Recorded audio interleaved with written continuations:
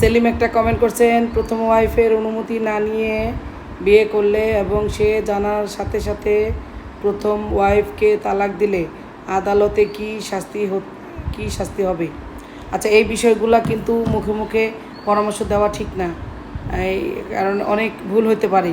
এবং এটা এটা কারণ দেখতে হবে যে প্রথম ওয়াইফকে কেন তালাক দিচ্ছেন। প্রথম ওয়াইফের যদি কোনো ভুল ত্রুটি না থাকে, সেক্ষেত্রে তাকে যদি তালাক দেন, সেটা কিন্তু আদালত দেখবে। এবং প্রথম ওয়াইফ যদি আদালত গিয়ে সাথে সাথে মামলা করে, আপনি তো আদালতে গিয়ে বলতেই পারবেন না যে আপনি তালাক দিচ্ছেন, কারণ এটা বললেই সাথে সাথে আপনার জেলে যেতে হবো এবং প্রথম ওয়াইফকে নিয়ে সংসার করতে হইব। যা করবেন, এই জন্য এইটার বিষয়ে আমি পরামর্শ দিতে চাই না। এটা সামনাসামনি আপনি একজন আইনজীবীর সাথে কথা বলেন। অবশ্যই প্রথম ওয়াইফ যদি আদালতে গিয়ে মামলা করে এবং তালাকটা যদি সদ্য তালাক হয়, তাহলে কিন্তু আপনাকে আদালতে কৈফিয়ত দিতে হবে। আপনি বলতেই পারবেন না, আপনার বউ নিয়ে সংসার করতে হবে।